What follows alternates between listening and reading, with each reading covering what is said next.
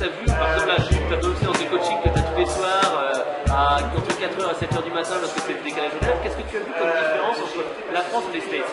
La grosse différence, c'est apprendre par l'expérience. Alors, ça veut dire quoi exactement?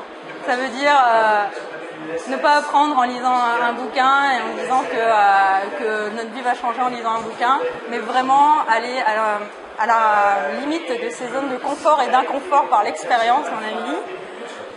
Et il y a un concept pour ça aux États-Unis qui s'appelle turn on, où c'est une sensation justement corporelle qui est à la limite de cette zone de confort et d'inconfort dans son quotidien, où généralement on peut suer, on peut avoir les mains moites, on peut avoir la lèvre qui bouge comme ça quand on discute avec quelqu'un.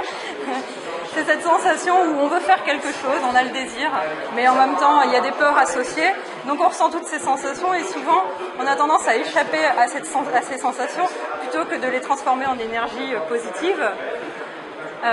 Et donc de cultiver cette énergie de turn-on. Et à partir de ce concept-là, il y a beaucoup donc d'expériences qui sont créées aux États-Unis pour que les gens apprennent par du challenge et de la confrontation. Alors justement, comment mettre en place ce turn-on et pousser les gens à prendre un risque et à sortir de leur zone de confort? J'ai fait un exercice très très intéressant il y a pas à San Francisco où on nous a amenés le matin dans le quartier le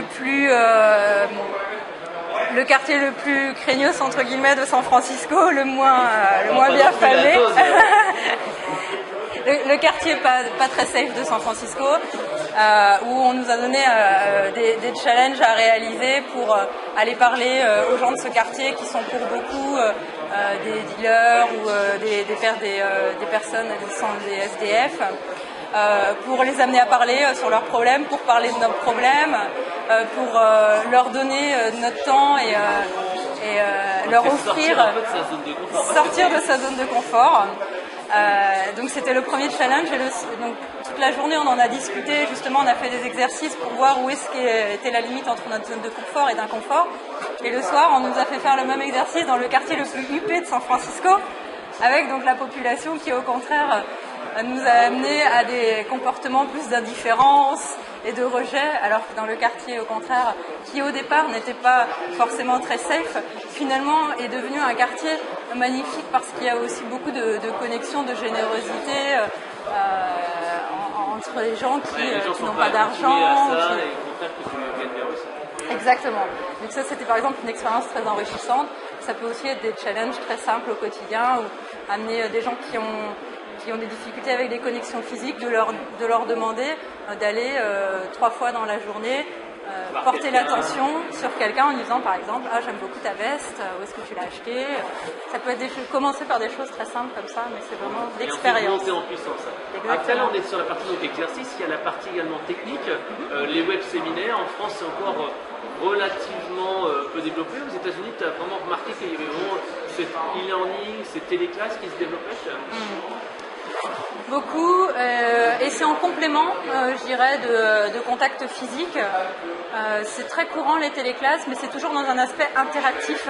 C'est une des grosses différences aussi des Américains, c'est-à-dire qu'il y a toujours une interaction, ça commence souvent par des questions. Qu'est-ce que vous voulez? À quoi vous vous attendez? Quelles sont vos résistances aujourd'hui? Voilà, avant même... Et quelque part, ça aussi c'est un piège, parce que justement, pouvoir définir les objectifs de quelqu'un avant la formation et lui dire vous êtes d'accord là-dessus, c'est généralement un moyen de verrouiller, d'être sûr qu'à la fin il ne pourra pas dire mais non je ne suis pas d'accord. On sait que c'est une technique de formation pour justement essayer d'éviter ces détournements-là, les gens qui ne sont pas très contents, ça arrive, de se dire on est d'accord que ce sujet c'est ça, c'est ça, c'est ça, et à la fin ça veut dire que les gens disent j'ai une incompréhension, j'étais venu pour ça. Mais bon. Ce qui est bien. C'est un double impact. C'est une approche différente, effectivement. Alors, est-ce que tu as d'autres éléments à nous faire partager sur ton expérience donc, aux États-Unis? Qu'est-ce qui t'a marqué le plus? Qu'est-ce qui est vraiment intéressant, énergisant là-bas? Allez tous à San Francisco. Non, il y a une énergie entrepreneuriale forte. C'est très très chouette. San Francisco, c'est pas si grand que ça, donc c'est très facile de rencontrer des entrepreneurs de talent ou ou des startups qui ont eu des success stories. Il y a un mode de travail beaucoup basé sur des espaces de coworking, donc il y a beaucoup de freelance ou de startups, de jeunes startups qui travaillent dans des espaces de coworking. Et ils sont pour la plupart tous ouverts et on peut visiter des espaces de coworking et puis voir le bureau de Spotify ou d'une startup qui est connue et se dire ah bah j'ai envie de travailler là parce qu'il y a Spotify à côté, je vais être inspiré. Donc il y a tout cet aspect communautaire qui est autant pour un mode de vie mais aussi pour un mode de travail, donc beaucoup de connexions, beaucoup d'événements en permanence autour de l'entrepreneuriat. Et donc une énergie très positive où on a cette impression que tout est possible. Ah, c'est l'esprit américain. Exactement. Ok, merci Aurélie pour toutes ces infos.